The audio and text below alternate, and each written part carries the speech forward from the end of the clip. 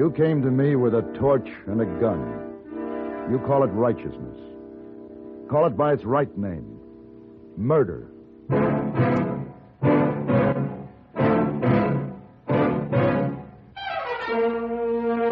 Have Gun, Will Travel. Starring Mr. John Daner as Paladin.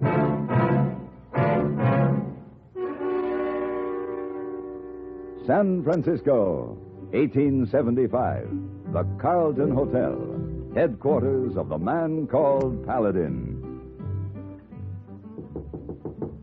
Come in. Whoa, clean socks, Mr. Paladin. Mm-hmm. Clean socks for a trip. Very important. Oh, yes, thank you. Hey, boy, just put them in the bag there. Yes, sir.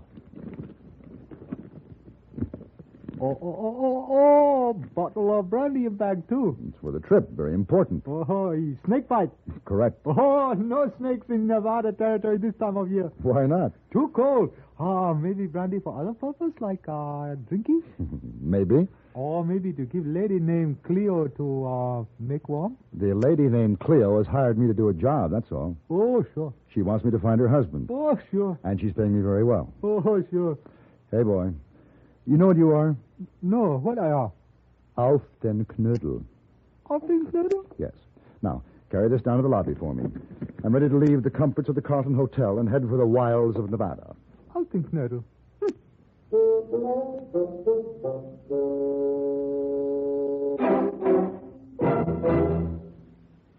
Do you see speed laws and other regulations as restrictive, or do you look upon them as protective? When a police officer writes a summons for traffic violations, do you see him as an enemy or a friend? Your life may depend on your attitudes. Statistics clearly indicate that where laws are obeyed, deaths go down. It's no secret that emotional immaturity is the major factor in our accident rate. How else but childish can you describe the notion that breaking a traffic regulation is a way of getting away with something? What could be more infantile than believing one can prove his superiority by ignoring a stoplight? Unfortunately, too many drivers on the road subscribe to that kind of emotional outlook. The result is tragic. Almost 85% of all traffic accidents in America are caused by careless, childish driving. We hope you know our traffic laws and the people who enforce them are there to help save your life.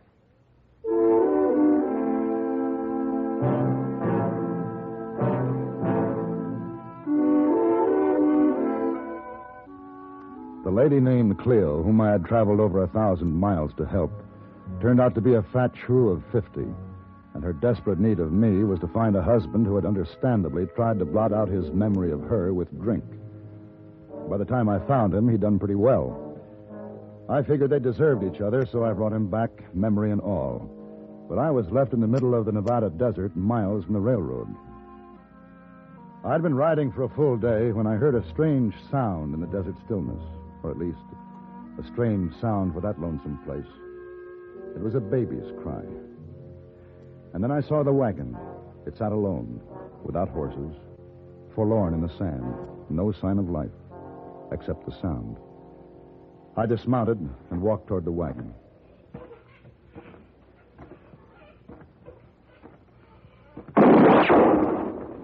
Get away from that wagon. Oh, I thought it was deserted. Move away, mister, while you still can. Is this all right? Now get on your horse and ride on. Are you alone here? That don't matter. A woman can't last out here by herself. Where's your man? Clear out, mister. What's that you've been digging? It don't concern you. Is it a grave? Who's it for? The baby and me. Oh, look, I don't know what this is all about, but won't you let me help you? You can't help us none. I can try. You ain't a doctor, are you? No, I'm not. Move on, then. What's wrong with the baby? Typhoid.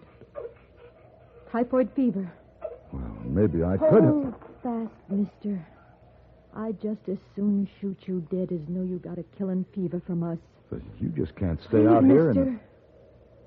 I ain't got the strength to dig another grave. Has the doctor seen your baby? No. Well, then you can't be sure it's typhoid. Mr. Mulrooney knows. Who? Mulrooney, the wagon master. He knows the symptoms. And he just cut you loose? Left you out here to die? He said it was either the baby and me or the whole wagon train. Are they sending help? What can they do?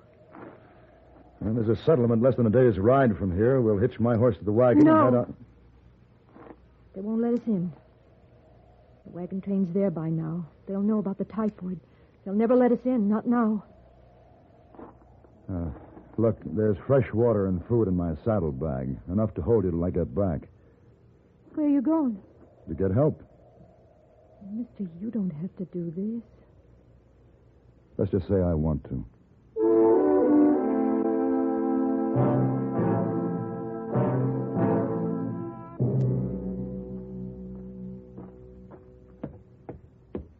Pardon me, ma'am. Yes? They said at the store I'd find a doctor at this house. Yes, that's right. My name is Paladin. I'd like to speak to the doctor, if I may. You are, Mr. Paladin. You're the doctor? Dr. Phyllis Thackeray. Oh, well, how do you do? Didn't they tell you down at the store? Well, there were some looks. I guess people out here haven't got used to the idea of a woman doctor. Most of them won't even believe I am a doctor. Are you? My diploma's inside, if you care to look. Oh, well, no, I'm not the patient. Who is then? A woman and her baby. What's wrong with them? The baby might have typhoid fever. Might have? Well, I'm not sure. Where are they? They're lying in a wagon a day's ride from here. I see. It's a long ride. You'll find my horse in the stable. By the time you have him saddled, I'll be ready to go. You're quite a woman. I'm a doctor, Mr. Paladin. Wait a minute. Oh. Looks like a delegation, doesn't it? Yeah. Just a minute, you two.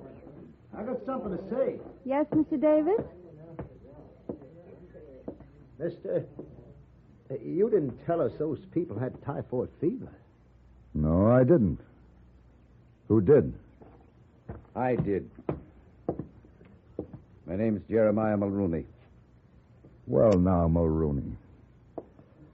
You don't look like a murderer. What? You sentenced that woman and her baby to die when you left them out in the desert. They're diseased. You've done nothing to help them? Look, mister, typhoid's a terrible thing. It's nothing to fool around with. We don't want it here. He that toucheth pitch shall be defiled forthwith. You've consorted with the disease. The fever is upon you, too. So, you'd better make tracks, mister. Wait. Mr. Davis, he's not even sure it is typhoid. I'm sure. I saw it. You're not qualified to say. And who says she is? Are you going out there with this man, Mr. Thackeray? Well, of course, Mr. Davis. I'm a doctor. All right, that's up to you, but once you mix with a fever, you're not welcome back here. And don't try bringing those fever patients back here either. If we have to bring them back, we will. Look, we got folks to protect, children of our own. And we'll shoot you down if we have to keep them safe. They mean what they say, Mr. Paladin. So do I. You ready to go? I'm ready.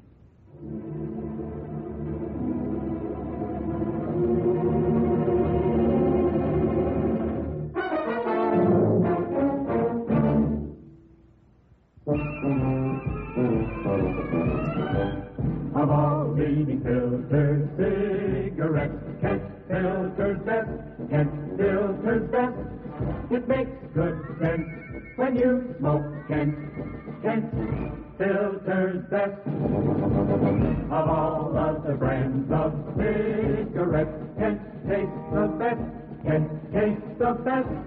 A richer taste than all the rest, Kent filters best.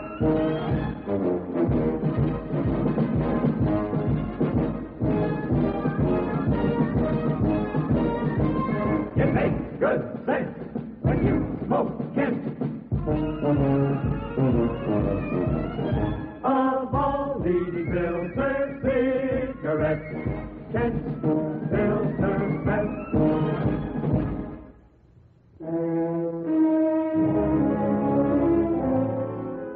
I guess perhaps I wasn't used to the idea of a woman doctor myself, especially one as pretty as Phyllis Thackeray. She rode beside me through the desert all night, without rest, without complaint. Now it was just after sunrise. Maybe I should have brought something for saddle sores. You want to rest?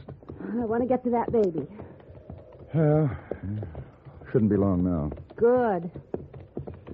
You know, you should be on a velvet settee, wearing a hoop skirt and fluttering your eyelash over a fan. I tried that. It was too easy. Is that why you studied medicine? This was hard? Maybe, something like that. Wasn't it tough enough practicing back east? I guess I'm as much missionary as physician. I was the second woman to graduate from my medical school. Others came after me. It was difficult for all of us, but gradually we're becoming accepted as something better than freaks. You're not accepted yet. You just got run out of town. Maybe I'm not the missionary I think I am. Or the doctor. Well, we'll see. There's the wagon up ahead. I don't see anybody. Neither do I. Come on.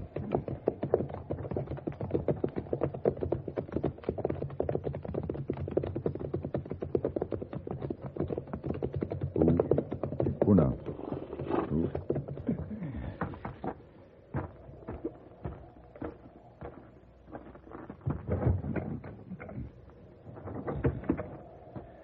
They're in there, all right. Both sleeping. I hope that's what it is. Is there anything I can do? Just help me up there. And cross your fingers.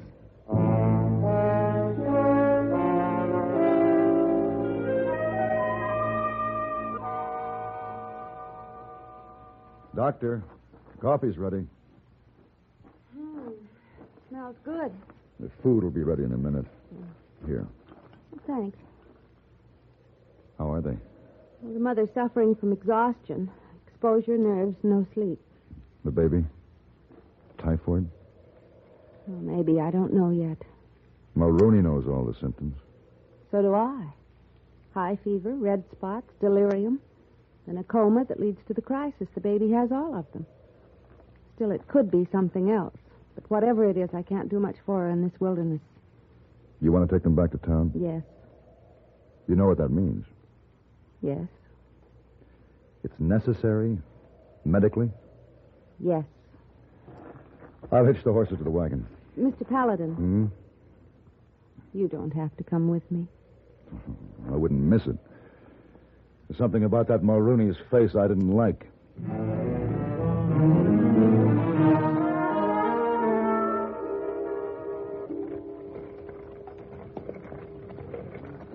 All right. Stop that wagon right there. Don't come no farther. Uda! They have guns, Mr. Paladin. I'm going to try to talk some sense into their heads. Here, hold the reins. Stand right there. No closer. Dr. Thackeray has examined the woman and child. The woman has no signs of typhoid. Her child is diseased. The doctor isn't sure the baby has typhoid. I'm sure. That baby needs treatment. Now, Mr. Davis, you're a sensible man. Are you going to let Mulrooney sentence a woman and child to death? We'll bring what you need out here. But you ain't bringing them into town. They'll be completely isolated in the doctor's office. Paladin, they're sick, and we can't take the chance. We've got to protect us. They're not as sick as you people. Now, you may be able to keep them out of this settlement, but you'll carry your own sickness with you wherever you go. You'll die again every time you see a baby smile. We've got our own kids to think about.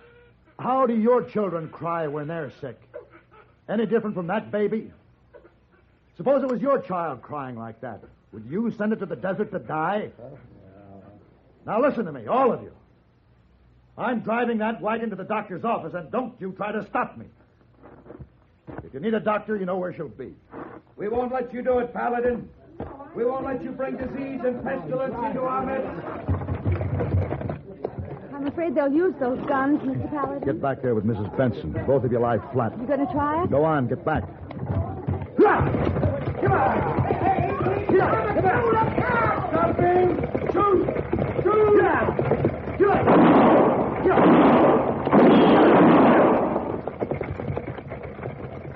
Mr. Paladin, are you all right? Fine, we're through. I'll have you in your office in another minute.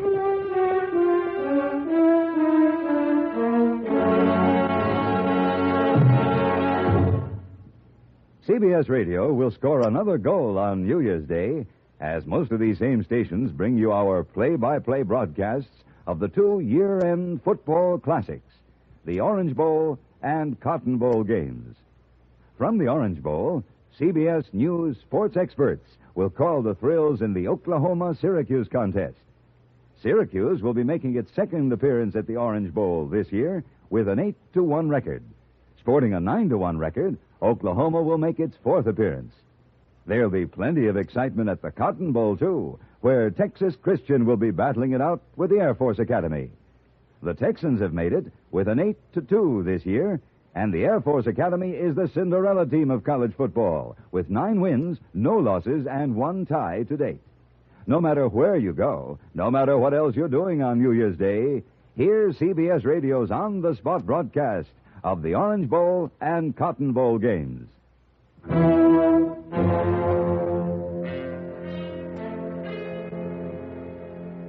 All through that night, I sat on her porch and kept watch, seeing their torches, hearing the voice of Mulrooney haranguing the townspeople, working them up. But they didn't come. And inside, the doctor worked with her patients. It was after dawn when she came out to me. Still quiet? Oh, well. Mulrooney is still working on them like a witch doctor. There's breakfast inside. You'd better eat something. I'll stand guard for a while. Thanks. How's Mrs. Benson? She'll be all right after she gets some rest. And the baby? The fever broke last night. Oh, what does that mean? It isn't typhoid. Not typhoid? You sure? Yes. Well, how can you be certain? You've only been with her overnight. You still doubt me, don't you, Mr. Paladin? The symptoms are there. Symptoms can be ambiguous. Now get your breakfast. You need it. All right. Good morning, Mr. Paladin. Well, Mrs. Benson, it's nice to see you up and around. I wish I could tell you how much I appreciate. Oh, no. No gratitude before breakfast. Baby's better, huh? Yes, much better. Miss Benson, why does Mulrooney hate you so much?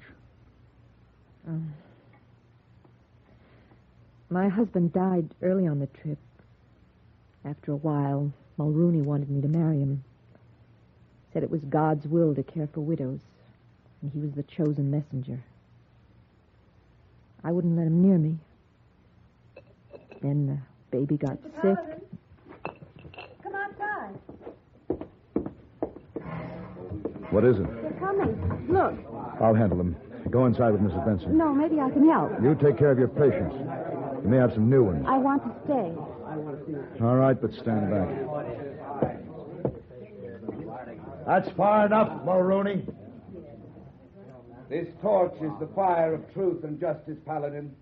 It will burn away the seeds that Clara Benson has spread among us. It will scourge the disease from our souls and bodies and purify these homes again. The only disease is in you, Mulrooney. Mrs. Benson is well, and the baby is out of danger. Lies!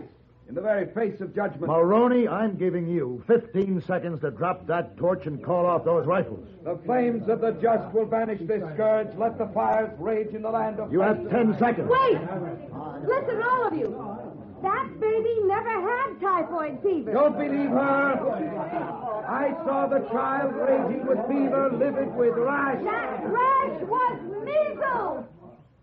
3-day measles. You're lying.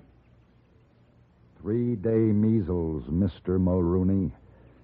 And you left them to die because of it. Mrs. Benson, bring the baby out. No, it's not true. You're trying to humiliate me, to belittle me. You'll see. All of you. The fever is down. The rash has faded. Her eyes are bright. There, look. Look at her, Mulrooney. You can kill people with hate, but not with 3-day measles. Mulrooney, 3-day measles. Stop! Stop this! You can't laugh at me! Stop! Paladin! Mulrooney, don't be a fool. going to kill you, Paladin. I'm going to laugh at your grave.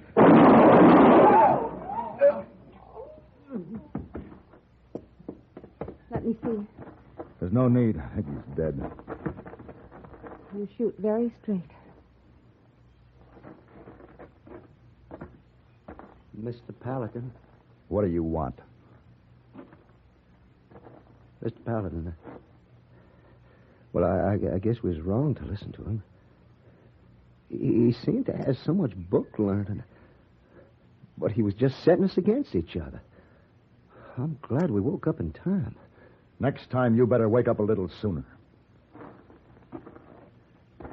Dr. Thackeray, this town hasn't been too good for you. Maybe you'd like to come along with me. They can always use a good doctor in San Francisco. Oh, please, ma'am. I guess we ain't been very friendly, but we'll make it up to you if you'll forgive us and stay. Well, Dr. Thackeray? Thanks, Mr. Paladin, for your offer. But there are too many of those velvet settees in San Francisco. I'll stay here where I'm needed.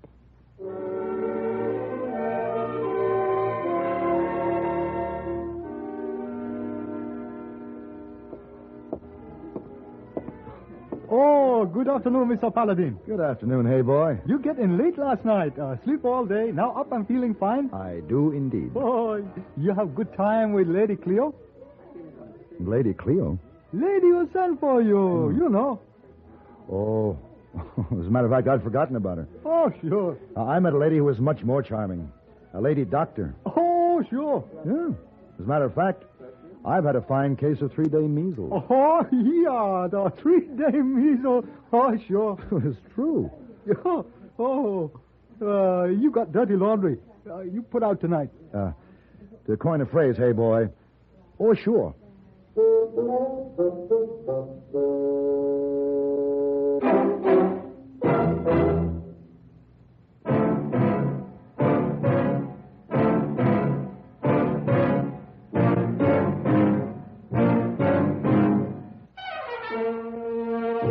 Have Gun, Will Travel.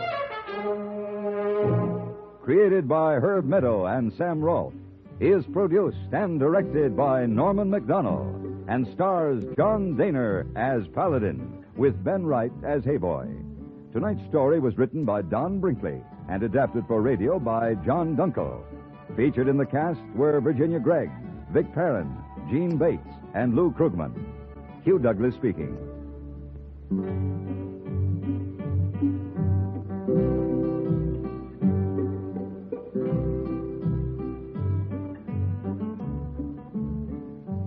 Join us again next week for Have Gun, Will Travel.